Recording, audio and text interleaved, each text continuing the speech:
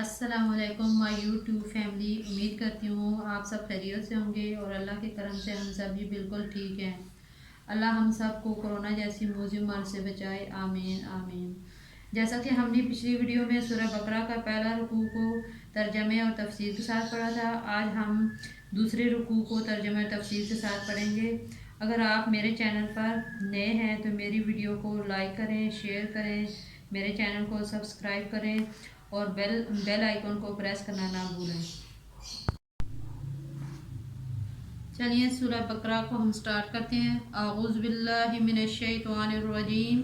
بسم اللہ الرحمن الرحیم۔ وَمِنَ النَّاسِ، اور لوگوں میں، من یقول، ایسے بھی ہیں جو کہتے ہیں، آمنا، ہم ایمان لائے، باللہ، اللہ پر، وبالیوم الآخر، اور یوم آخرت پر، وما ہم بمؤمنین، وہ نہیں ہیں ایمان لانے والے۔ سورہ بقرہ کے شروع میں پہلے اللہ تعالیٰ نے مومنوں کے اوصاف بیان کیے تھے، پھر ان کے بعد ان لوگوں کا ذکر کیا تھا جو کھلے کافر تھے، یعنی ان کا خاتمہ کفر پر ہوا۔ اب یہاں سے تیسرا گروہ شروع ہوتا ہے جسے منافق کہتے ہیں۔ یہ لوگ ظاہر میں تو اپنے آپ کو مسلمان کہتے تھے مگر دل سے مسلمان نہیں ہوتے تھے۔ یخادعون اللہ، دھوکہ دیتے ہیں وہ اللہ کو، والذین آمنوا، اور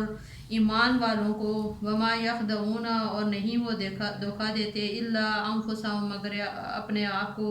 وما یشعرون، اور وہ اس کا شعور نہیں رکھتے۔ یعنی یہ بظاہر تو وہ اللہ اور مسلمانوں کو دھوکہ دینا چاہتے ہیں، لیکن حقیقت میں وہ خود اپنے آپ کو دھوکہ دے رہے ہیں، کیونکہ ان کا دھوکے کا انجام خود انہی کے حق میں برا ہوگا، اور وہ سمجھ رہے ہیں کہ وہ اپنے آپ کو مسلمان ظاہر کر کے کفر کے دنیوی انجام سے بچ جائیں گے، حالانکہ آخرت میں ان کو جو عذاب ہوگا وہ دنیا کے عذاب سے بہت زیادہ سنگین ہے۔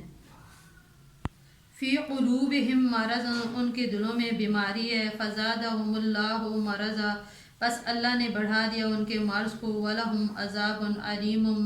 اور ان کے لیے دردناک عذاب ہوگا، بما کانوا یکذبون، اس وجہ سے کہ وہ جھوٹ بولتے تھے۔ مرض اور بیماری کہتے ہیں کہ اس کیفیت کو کہتے ہیں جس سے انسان اپنے اعتدال مناسب سے نکل جائے اور اس کے افعال میں خلل پیدا ہو جائے، جس کا آخری نتیجہ ہلاکت اور موت ہے۔ یہاں مرض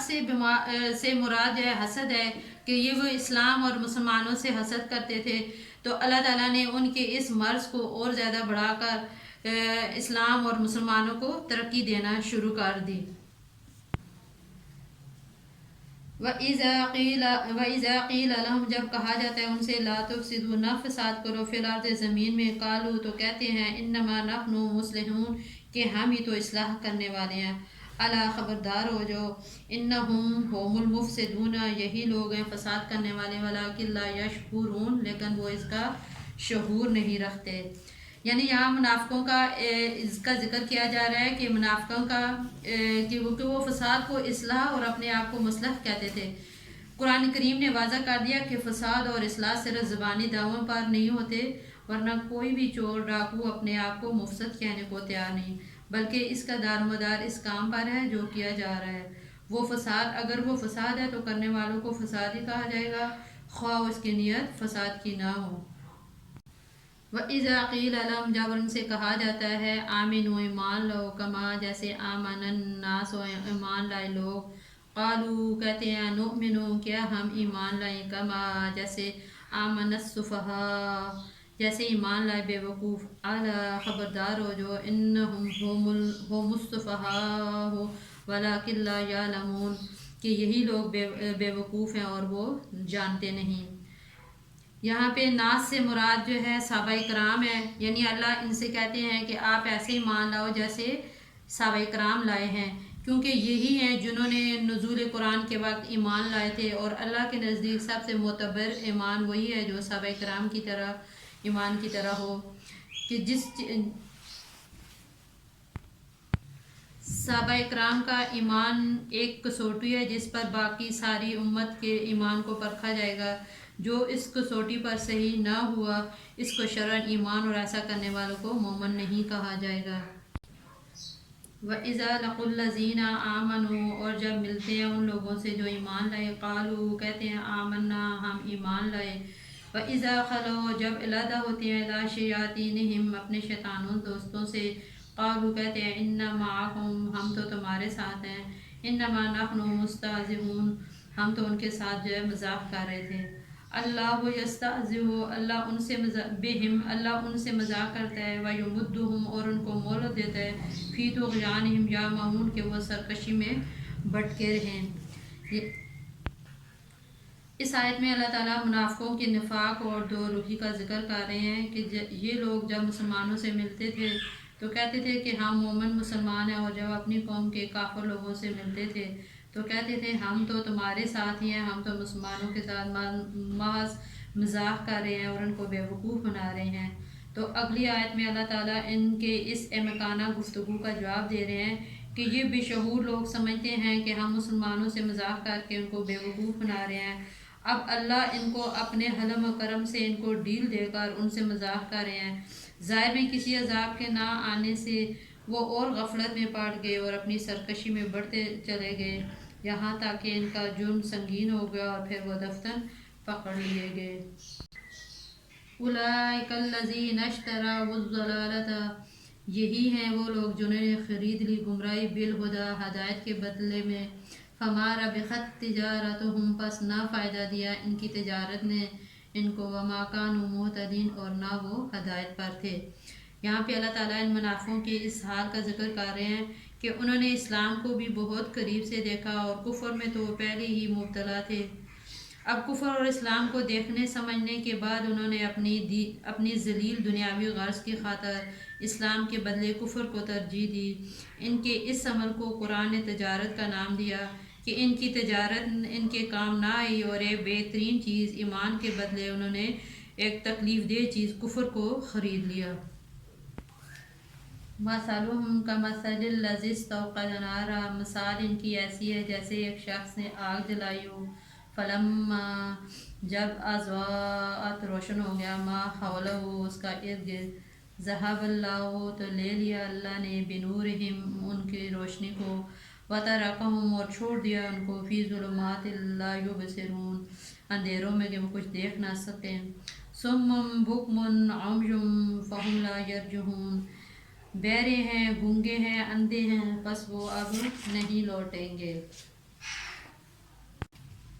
یہاں سے اللہ تعالیٰ ان منافقوں کی مثال دے رہے ہیں جو اسلام کے واضح دلائل سامنے آنے کے باوجود نفاق کی گمراہی میں پھنسے رہے۔ اسلام کے واضح دلائل کو آگ کی روشنی سے تشبیہ دے دی گئی ہے کہ جس طرح اس روشنی سے ارد گرد کی چیزیں صاف نظر آنے لگتی ہیں، اسی طرح اسلام کے دلائل سے حقیقت ان پر واضح ہوگی، لیکن پھر ضد اور عناد کی وجہ سے اللہ تعالیٰ نے یہ روشنی ان سے سلب کر لی اور وہ دیکھنے کی قوت سے محروم ہو گئے۔ یہاں پہ یہ نہیں کہ وہ دیکھنے سے، سننے سے، بولنے سے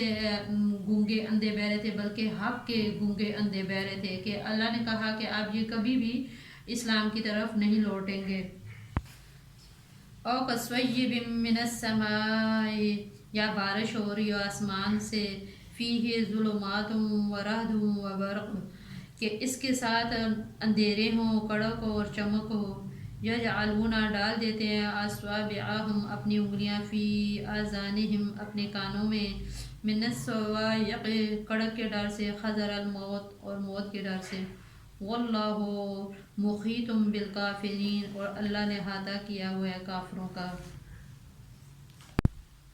یہاں پر اللہ تعالیٰ منافقوں کی پہلی مثال کو ان منافقین سے متعلق تھی جو اسلام کے واضح دلائل سامنے آنے کے باوجود خوب سوچ سمجھ کر کفر اور نفاق کا راستہ اختیار کیے ہوئے تھے۔ اب منافقین کے اس گروہ کی مثال دی جا رہی ہے جو اسلام لانے کے بارے میں تذبذب کا شکار تھے۔ جب اسلام کی حقانیت کے دلائل سامنے آتے تو اس کے دل میں اسلام کی طرف جھکاؤ پیدا ہوتا اور وہ اسلام کی طرف بڑھنے لگتے، لیکن جب اسلامی احکام کی ذمہ داریاں اور حلال حرام کی باتیں سامنے آتی تو وہ اپنی خود غرضی کی وجہ سے رک جاتے۔ یہاں اسلام کو ایک برستی ہوئی بارش سے اللہ نے تشبیہ دی ہے، اور اس میں کفر و شرک کی خرابیوں کو جو بیان ہے اسے اندھیریوں سے، اور اس میں کفر و شرک پر جو عذاب کی دھمکیاں دی گئی ہیں انہیں گرج سے تشبیہ دی گئی ہے۔ نیز قرآن میں حق کے جو دلائل اور حق کو تھامنے والوں کے لیے جنت کے جو وعدے کیے گئے انہیں بجلی کی چمک سے تشبیہ دی ہے. یہ روشنی ان کے سامنے چمکتی تو وہ چل پڑتے تھے، مگر کچھ دیر کے بعد وہ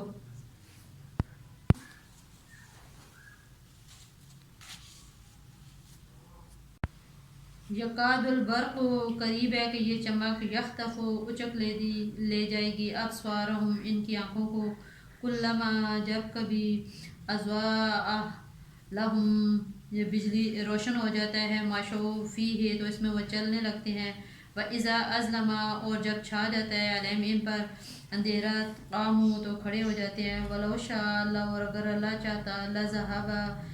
تو لے لیتا بسمعہم ان کی کانوں کو، وابصارہم ان کی آنکھوں کو، ان اللہ علی کل شیء قدیر بے شک اللہ ہر ایک چیز پر قدرت رکھنے والا ہے، قادر ہے. یہاں پہ اللہ تعالیٰ یکاد البرق یخطف ابصار میں اللہ تعالیٰ نے بجلی کی روشنی سے تشبیہ دی ہے کہ جب یہ روشنی ان کے سامنے چمکتی ہے تو وہ چلنے لگ جاتے ہیں، مگر کچھ دیر کے لیے ان کی خواہشات کی ظلمت ان پر چھا جاتی ہے تو وہ کھڑے رہ جاتے ہیں. لیکن قرآن کریم میں کفر اور فسق پر عذاب کی وعیدیں سناتا ہے تو یہ اپنے کان بند کر کے یہ سمجھتے ہیں کہ ہم عذاب سے محفوظ ہو گئے ہیں، حالانکہ اللہ تعالیٰ نے تمام کافروں کو گھیرے میں لے رکھا ہے، اور اگر اللہ چاہے ان کی سننے کی اور دیکھنے کی صلاحیت کو ختم کر دے، اور بے شک اللہ اس چیز پر قدرت رکھنے والا ہے. آج ہم نے سورہ بقرہ کا دوسرا رکوع بھی ترجمے اور تفسیر کے ساتھ مکمل کر دیا ہے. اب انشاءاللہ اگلی ویڈیو میں آگے پڑھیں گے. اللہ ہم سب کو اس کا سننا اور سمجھنا آسان کرے اور اس پر عمل کرنے کی توفیق عطا فرمائے. آمین. اللہ حافظ.